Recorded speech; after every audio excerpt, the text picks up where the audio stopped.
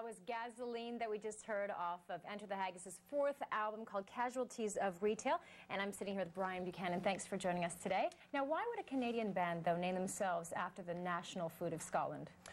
Well, for us, haggis is a Scottish traditional dish, which is a sheep's stomach, for anybody who doesn't know, stuffed with pretty much everything else that surrounds a sheep's stomach, and boiled with oatmeal and then cut up and eaten. And for us, we're a band made up of very diverse influences and musicians from lots of different backgrounds. And so we take influences from all over the world musically and we boil them all together into one cohesive, we hope, thing, which is what we call our music.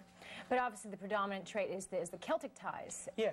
And Eastern Canada is known for having strong ties to, so, you know, yes. Newfoundland, Nova Scotia. They're very much involved with their culture, from Ireland and Scotland, etc. Have you ever been there? I'm sad to say I've never actually been to the east coast of Canada. I've only really been traveling extensively since I joined this band, and for some reason we have not yet made a trek to the east coast, but we are hoping to go. But some of the members are Our bass player was raised outside Sydney, Nova Scotia, which is on Cape Breton Island.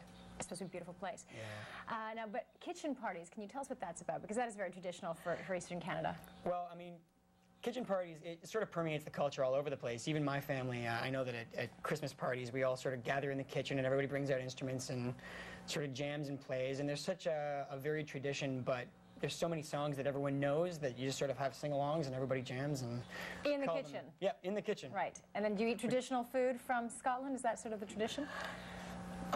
Not my family, anyway. Not your family. Okay, enough about the Celtic side. Let's talk about the song Gasoline.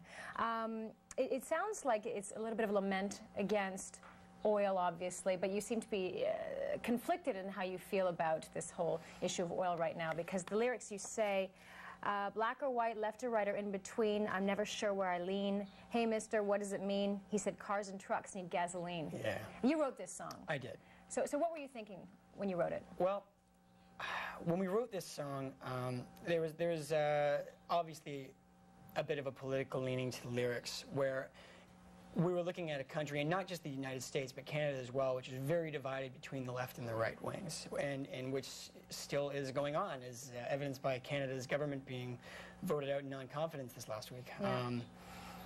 And I know that I didn't really know where I fit in a lot of those situations, but it did at the time seem like everything came back to oil prices and a lot of the motivations for a lot of the actions seem to be based around the economic ties.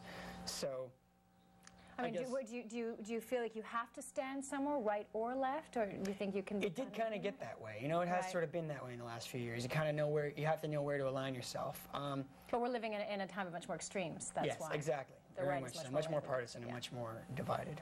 Yes. Now, tell us about your fan base, because I heard you have a very loyal following. Yeah. And they're predominantly in the United States, because you focused on the U.S. market versus Canada. What's the fan base like, first of all? Extremely diverse, I guess, just like our music is. Sometimes we have shows where there's as many as 3 generations of one family all at the show together, like a grandmother and her kids and their kids. Actually, when we went to Ireland this last year, we had a 3-generation family come with us to Ireland on the trip. And I don't know, our fans are amazing.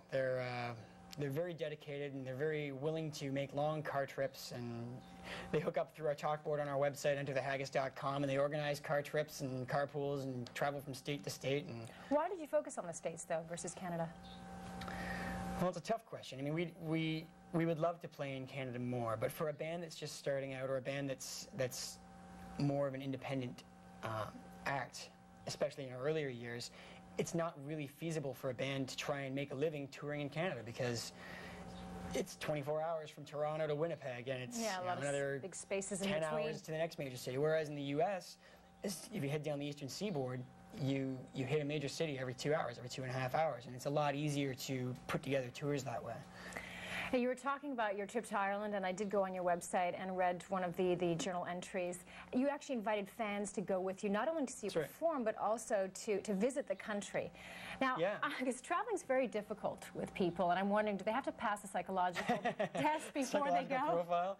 Yeah. No, nothing like that. We were I don't want to say extremely lucky, but the trip to Ireland, everyone who came with us was amazing. We had, I think with the band members, it was just over 50 people.